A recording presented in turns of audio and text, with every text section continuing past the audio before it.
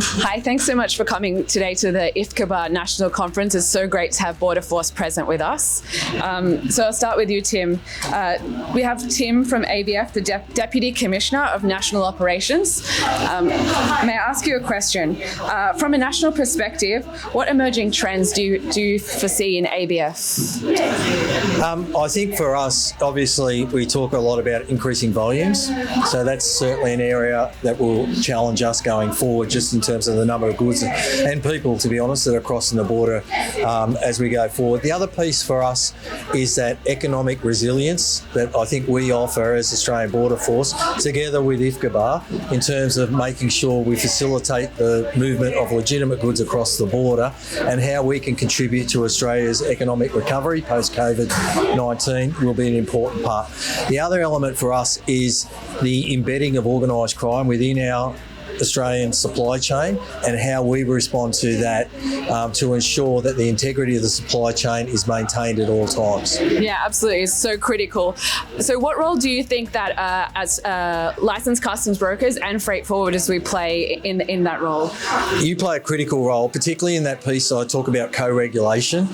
We as Border Force, our officers can't be everywhere. So we're heavily dependent on the eyes and ears of organisations and members of organisations such as IFCBAA to be able to, through our Border Watch programs, provide us with information, particularly if something appears to be suspicious, to support us to identify where we put our people and the goods that we actually interact with. Thank you very much. And ABF do play a particular role in keeping Australia safe. Thank you so much for your time, Vanessa. She is the Deputy Commissioner of Regional Operations. May I ask you one question as well? From a national perspective, what do you see on the horizon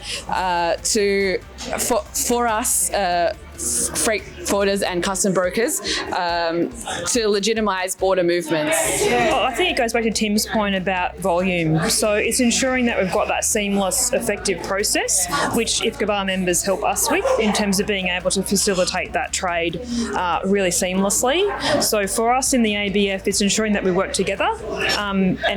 Also, Tim had mentioned around co-design, but co-regulatory approach. The co-design for us is really, really important because we need the ideas and the innovative ideas from IFCBAA members to ensure that we can get trade across our border quickly and work with our trusted trader partners as well, who are also some IFCBAA members. So to ensure that we've got that effective, quick clearance, because everyone wants cargo cleared quickly. So it's really important for us to ABF to work with IFCBAA members on that seamless trade. Thank you. Yeah, I know Trusted Trader is a really effective program. I also have Brad here from IFCBAA. He's the head of compliance for customs. How important is it to have such a good relationship with ABF? It's more than critical. Both ABF and the other border agencies are the key pieces of the government puzzle when it comes to the movement of international trade. So the customs brokers and licensed customs brokers and freight forwarders, they do facilitate that with the general public, but we also work under the guidance and the direction of Australian Border Force and the various other agencies along the border. So it's critical. Otherwise, if we're working at cross purposes, we're not going to achieve the objective, which is the movement of legitimate trade.